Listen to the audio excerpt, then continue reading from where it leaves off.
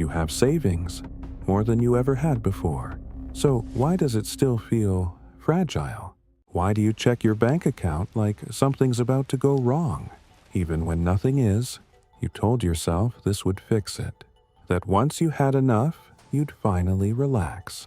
But instead, now you're just more afraid of losing it. Because this is the part no one tells you. Saving money doesn't automatically make you feel safe.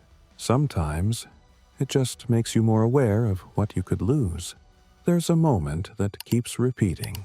You open your banking app. You look at your balance. And for a second, you expect something to change inside you. Relief, calm, control.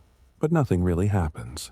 You just look at the number, close the app, then open it again later, not because anything changed, but because something inside you still doesn't trust it. And this starts to show up in small ways. You hesitate before buying something simple. You think twice about decisions you can clearly afford. You feel a small discomfort every time money leaves your account, even when everything is planned, even when nothing is wrong. And that's the strange part. Your situation improved, but your internal reaction didn't follow. So now you're living with a contradiction. You have money, but you don't feel safe with it. Micro insight. Having money and feeling safe are not the same experience. Core principles. Principle 1. You learned to live close to the edge. There was a period in your life where money required attention. You had to think about it, manage it carefully, avoid mistakes. Maybe you checked prices constantly. Maybe you delayed purchases. Maybe you felt that quiet pressure in the background. Don't go too far. Stay in control. That way of living trained you. It shaped how you think about money. And more importantly, it shaped how you feel around money. So now, even with savings, your system still behaves like you're close to the edge. You check often. You stay alert. You avoid unnecessary movement. Not because your current situation demands it, but because your past required it. Micro insight. You trained yourself for survival, and your system is still running that program. Principle 2. The feeling didn't catch up to the number. When you had less, you imagined what it would feel like to have more.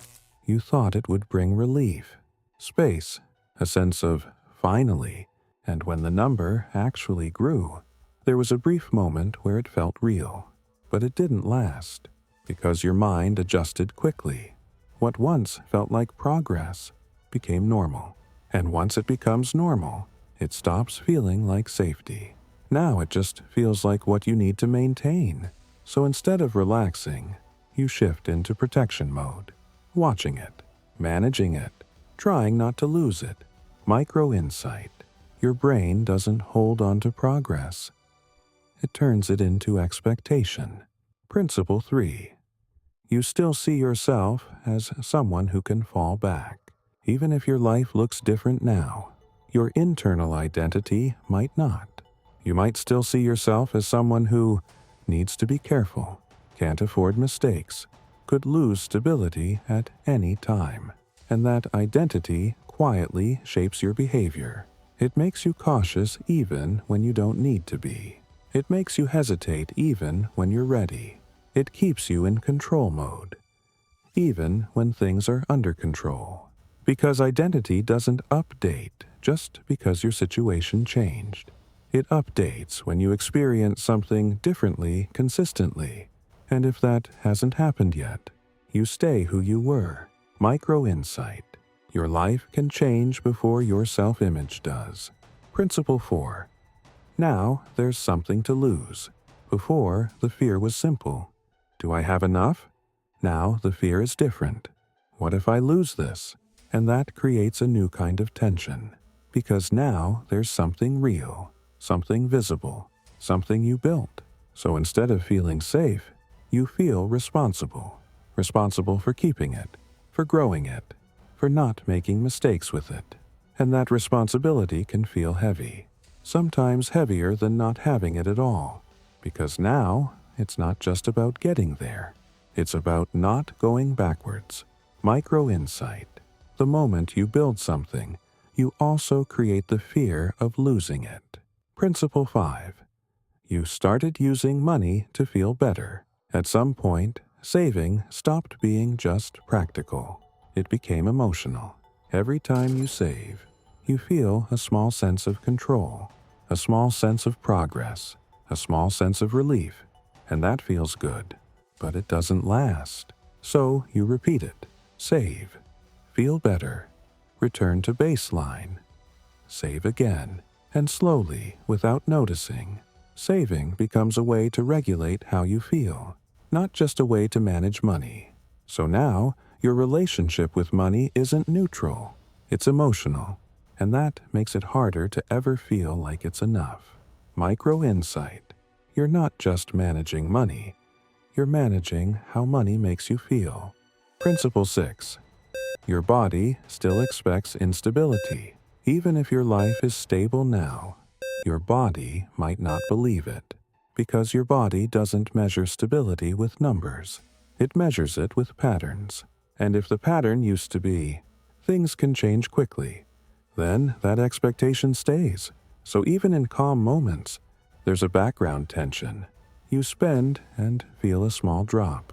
You commit and feel a slight hesitation. You relax and something pulls you back. Not because something is wrong, but because your system is still prepared. Prepared for change. Prepared for loss. Prepared for disruption. Micro insight. Your body prepares for what it learned, not for what you currently have. Principle 7. You keep waiting for the moment you'll finally relax. There's a sentence that keeps repeating in your head. Once I have a little more, then I'll relax. Then I'll feel okay. Then I'll stop worrying. But that moment keeps moving because the feeling you're waiting for is not tied to a number. So even as your savings grow, the feeling stays just out of reach. And without noticing, your life starts to organize around waiting. Waiting to feel safe. Waiting to feel ready. Waiting to feel certain. And while you wait, time keeps moving. Micro insight. You're not waiting for more money. You're waiting for a feeling that money doesn't create. Principle 8. You're stable, but you don't live like it. This is where the contradiction becomes visible. You have stability, but your decisions don't reflect it. You hold back on things you could afford. You overthink things that don't require that much thought. You avoid movement, even when it would help you, because internally, you're still operating from caution, from control, from protection. So your external life improves, but your internal experience stays restricted. And that gap creates frustration, because something feels off, even though everything looks fine. Micro insight. Your lifestyle reflects your identity more than your income. When you connect all of this, a clear pattern appears. You increased your financial stability, but your internal system is still operating on caution, control, anticipation, self-protection. So now you're living in two realities at the same time. One where you're financially okay, and one where you still feel like you might not be. And the tension between those two is what you feel every day. This isn't confusion, it's misalignment between what you have and what you believe about what you have. The solution isn't another number, because you've already seen what happens when the number changes. The real shift happens somewhere else. It happens when safety stops being something you expect money to give you and becomes something you build internally, not by convincing yourself that nothing will go wrong, but by recognizing something more important, that you can handle it if it does, because the people who feel safe with money are not the ones who removed uncertainty. They're the ones who stopped depending on money to eliminate it. They still manage money. They still care. But they don't rely on it emotionally in the same way. And that changes everything. Micro insight. Safety isn't having control over everything. It's trusting yourself when you don't. If this felt familiar, then this isn't just about money.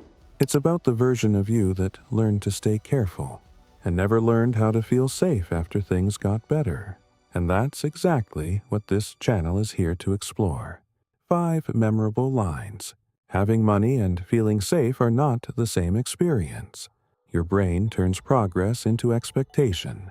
The moment you build something, you also create the fear of losing it. You're not managing money. You're managing how money makes you feel. Your lifestyle reflects your identity more than your income.